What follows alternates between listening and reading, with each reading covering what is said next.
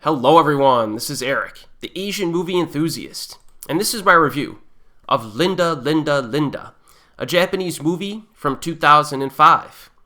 Back in the day, this was a fan favorite on the message boards I used to frequent, so I decided to revisit it and do a review. So with 3 days to go before their school festival closes out their senior year, a band of schoolgirls has their guitarist sidelined due to a hand injury, followed by a singer who quit after a debate about replacing the guitarist. The remaining members decide to still perform in the rock concert at this festival, and they want to cover Blues Hearts songs, including the song Linda, Linda, with one girl switching to guitar. However, they still need a new singer to join their group. So they ask the first girl who walks by, Son, a Korean exchange student who is not fluent in Japanese. So the first thing I need to point out is that Linda, Linda, Linda has a recognizable cast. Most notably, Korean actress Bae Do-na has a big role in this. And she is an elite actress, as most people know by now. She has appeared in a number of newer classics over the past 2 to 3 decades, and she is considered one of the best of her generation. She plays such an awkward character in this movie, but she's very entertaining in her awkwardness. And, she really nails the facial expressions and the mannerisms required to play such a character. And, since she's not fluent in Japanese, that works really well here. Aki Maeda is also in this, and she appeared in a bunch of Japanese horror movies back in the day, but she's likely most well known for her role in Battle Royale. Yu Kashi is also here, and you'll probably recognize her from the first Death Note live-action film way back in 2006, in which she played a pivotal role. So Linda, Linda, Linda has this kind of main cast, as well as a few cameos that are a bit surprising and I will not spoil. Now, I should also point out that this is a pretty leisurely paced film.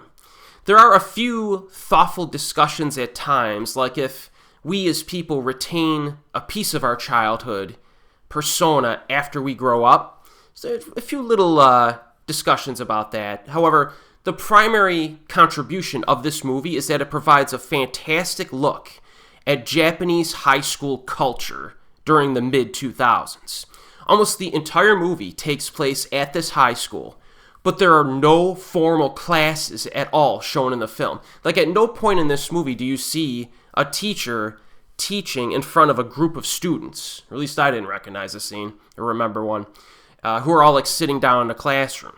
On the contrary, almost all of the film consists of students hanging out during free time, talking to each other, eating snacks, and engaging in their clubs and hobbies that take place on school grounds.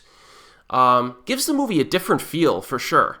And the obvious focus here is, of course, music, and we see lots of practices before the concert. These girls also have some fun interaction at nighttime. They kind of sneak back into the school to do some practices after hours. It's actually a really neat and endearing time capsule of this little kind of culture. Now, tonally, this is extremely charming stuff. Despite some friction between the band members early on, this is a very pleasant film. The best word I could describe this movie is innocent. I feel a sense of innocence when I watch this, and it's very family friendly. At the end of the day, it just puts you in a good, positive mood.